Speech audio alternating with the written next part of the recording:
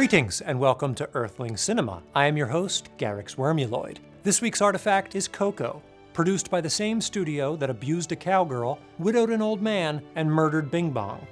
Is no one safe? Coco tells the story of 12-year-old human Miguel, who wants to ditch his broke-ass family to become a rock star like his hero Ernesto. On Mexican Halloween, his pet horse breaks open a framed Instagram post, apparently revealing Ernesto to be his great-great baby daddy. After an enthusiastic scolding, he grave robs a string box that gives him the sixth sense, like he's done a bunch of lewds. He follows some Jack Skellingtons to the afterlife, where he learns he's got till sundown to renew his visa. His ancestor Imelda comes to the rescue, but only if Miguel agrees to never scat again. What? Not spooked out by the fact that he's literally dead, Miguel refuses, recruiting a homeless man named Hector to find his dad. After learning that you can die permanently by being forgotten, he enters a mostly grunge talent show, only to have his family walk in on him. Teenage me? You know what I'm talking about. He sneaks into Ernesto's Playboy mansion, rendering the past 20 minutes irrelevant, and gets drunk. In a shocking Pepsi twist, they learn from a widely released feature film that Ernesto stole Hector's songs and murdered him. You poisoned me. In a 30-second conversation that could have happened at any point in the last 40 minutes, Miguel pieces together that Hector is actually his great-great baby daddy. United as a family, they murder Ernesto. Well, as much as you can murder someone who's already dead, but sadly lose Hector's mugshot. Miguel gets beamed back home and sings "I'm in love with the Coco." She's immediately cured of her dementia and gives him a picture of Hector she's been hoarding the whole damn time. The fam finally lifts their ban on music, when they should really be thinking about backing up their photos to the cloud. Coco centers around Dia de Muertos, a Mexican holiday in which people celebrated that their loved ones were dead. While Western culture liked to focus on biological causes of death, such as O.J. Simpson, the film concerns itself with the symbolic death that occurs when one vanishes from the memory of the living.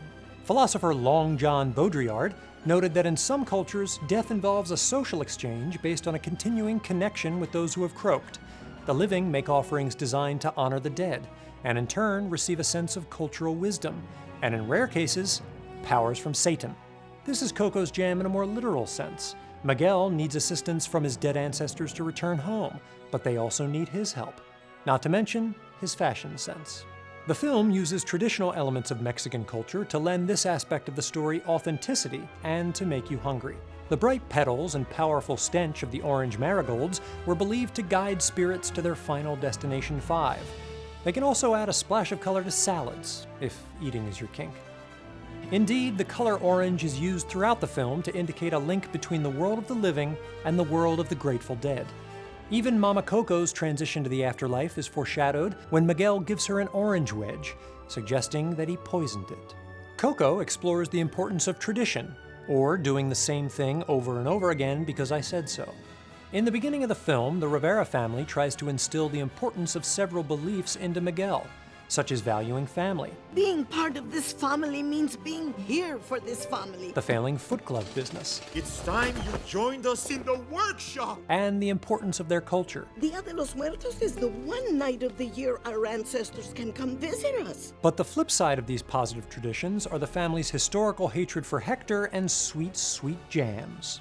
Throughout the film, Miguel's experiences cause him to consider the worth of everything his family has tried to shove down his little throat. In the beginning, he doesn't place the proper value on family, which is about 10,000 Glarbatrons in a bull market. When his granny tries to get him to stare at pictures of his dead family, Miguel goes into the attic to spend time with the ofrenda for a dead guy he doesn't even know. While his journey reaffirms the importance of family, it also bears out his gut instinct about his own identity and the importance of getting down with the sickness. The conclusion is that tradition is important, but it can lead you astray. Despite the obviously negative effects on Miguel, the Rivera's no music policy persists because they're really more of a reading family. It takes a child relatively unburdened with the weight of tradition to break the cycle and tell his grandma to stuff it. Ultimately, Coco's message is to be who you are and choose your own way, a common theme in films marketed to children and furries. The theme resonates throughout the film as many characters don disguises and eye makeup, while others are either confused about or deliberately concealing who they truly are. Ernesto pretends to be a good guy, when in fact he's committed murder and violated YouTube's copyright policies. He stole your guitar? He stole your songs? The Rivera family labors under the erroneous assumption that Hector was a deadbeat dad, and Dante was only in the movie to sell toys. Harmony is only achieved after everyone embraces the truth being that murderers like Ernesto and victims like Hector go to the exact same afterlife. For Earthling Cinema, I'm Garyx Wormuloid. Remember me